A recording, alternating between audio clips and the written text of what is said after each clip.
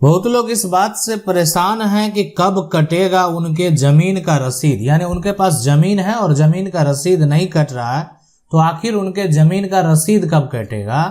मैं आपको बता दूं, और एक बात सबसे महत्वपूर्ण बात है, अगर आपके पास भी कहीं पर जमीन है और जमीन का आज तक जो दाखिल खारिज प्रक्रिया है वो नहीं हुआ है, आपके जमीन का अगर आज तक रसीद नहीं कटा है, तो आप इसके नियम और कानून को जरूर जान लीजिए।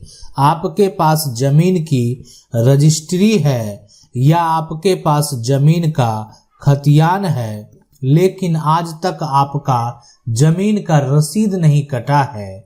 जब आप कटाने जाते हैं तो आपका म्यूटेशन को रिजेक्ट कर दिया जाता है।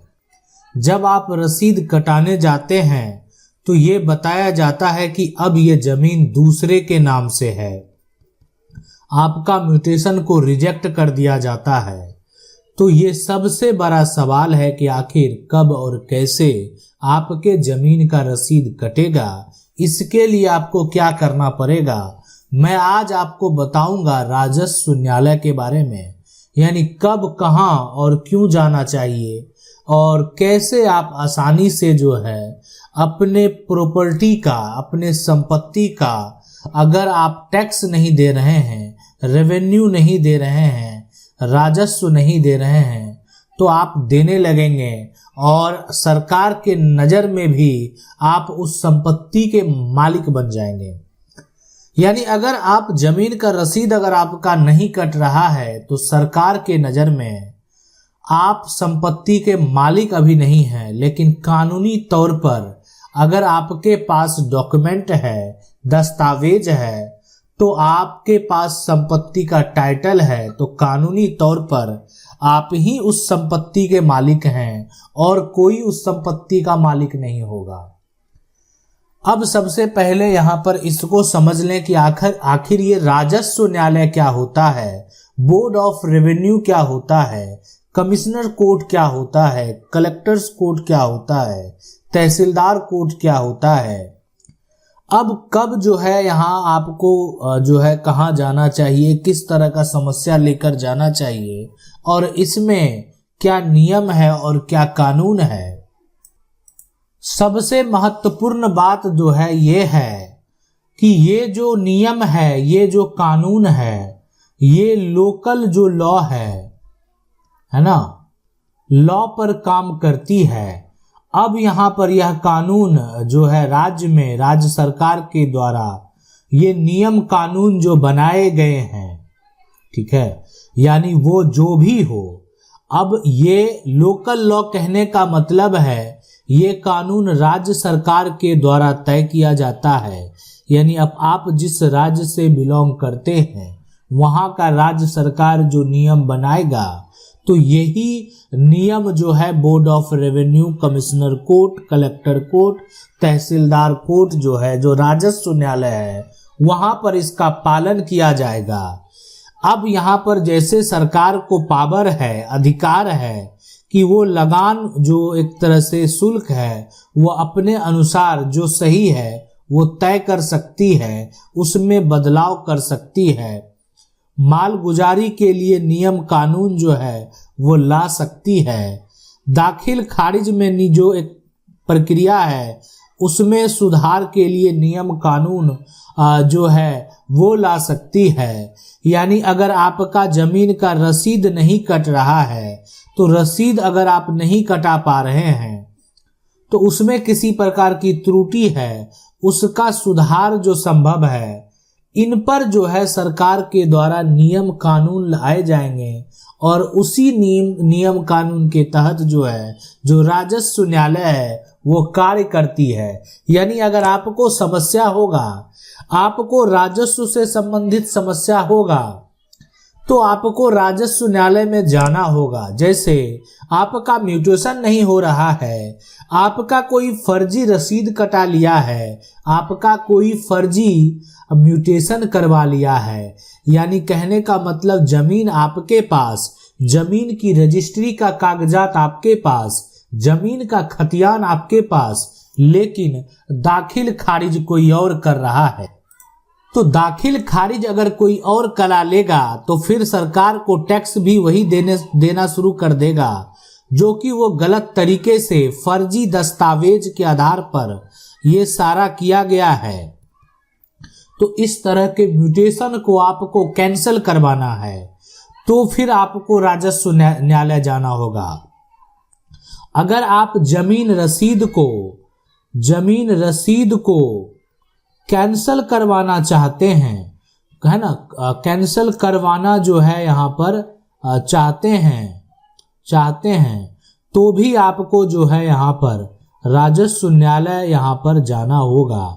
यानी जमीन रसीद को रद्द करवाने के लिए, जमीन रसीद को कैंसिल करवाने के लिए भी आपको राजस्व न्यायालय का सहारा लेना पड़ेगा। मैं आपको बता दूं, इन सभी नियम कानून को आप जान लीजिए।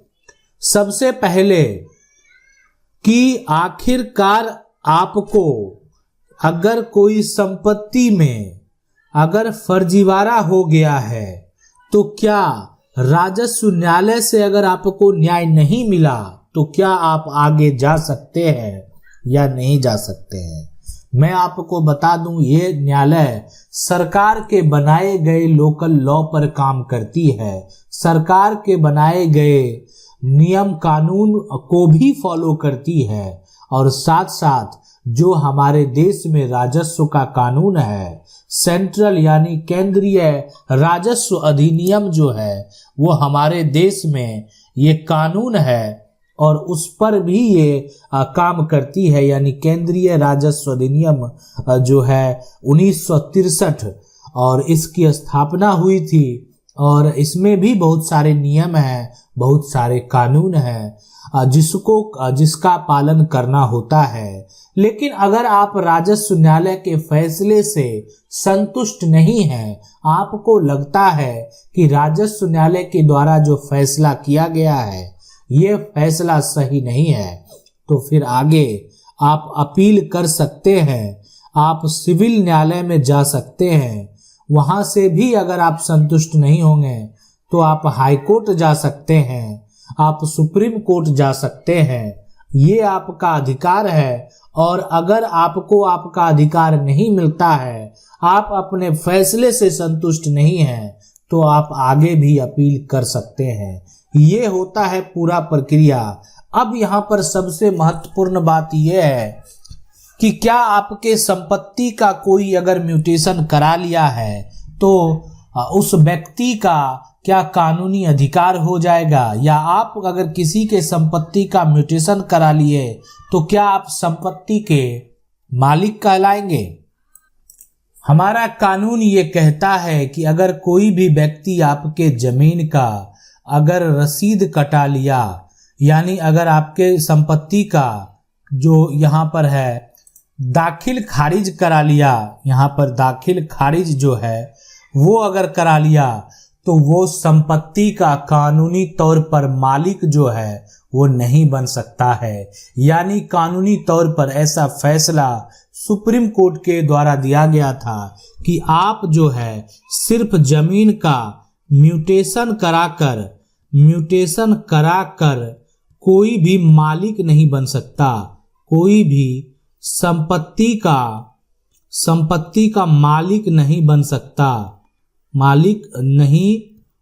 सकता। तो इसलिए आप इस बात को समझ लें, संपत्ति का मालिक बनने के लिए आपके पास इस जमीन का कोई ऐसा दस्तावेज होना चाहिए जिससे आप संपत्ति का टाइटल साबित कर सकें। जैसे जमीन की रजिस्ट्री होनी चाहिए, जमीन का वसीयत होना चाहिए, जमीन का खतियान होना चाहिए। ऐसा अन्य कोई दस्तावेज आपके पास होने चाहिए जिससे आप कोर्ट में ये साबित कर सकें कि कानूनी तौर पर आप संपत्ति के मालिक हैं। अगर आपने गलत तरीके से किसी के जमीन का रसीद कटा लिया है तो यहाँ पर आपके साथ अगर आपने फर्जीवाड़ा किया होगा तब तो आपको जेल भी जाना पड़ सकता है। लेकिन किसी के भी संपत्ति का आप सिर्फ रसीद कटा रहे हैं, आपके पास ऐसा कोई भी रजिस्टर्ड दस्तावेज नहीं है, तो आप कभी भी अपना जो संपत्ति है उसको खो सकते हैं, वो संपत्ति आपके हाथ से जा सकती है। ये होता है पूरा प्रक्रिया। अगर आपके जमीन का रसीद नहीं कट रहा है तो उसके भी कई सारे प्रोसेस हैं जो कि हम बताए हैं और आगे भी बताते रहेंगे। आशा करते हैं वीडियो अच्छा लगा होगा। वीडियो को लाइक जरूर करना। चैनल को पहली बार देख रहे हैं, सब्सक्राइब करके जो बेल आइकन है उसको जरूर दबा लें। मिलते हैं अगले वीडियो में, तब तक के लिए जय हिंद।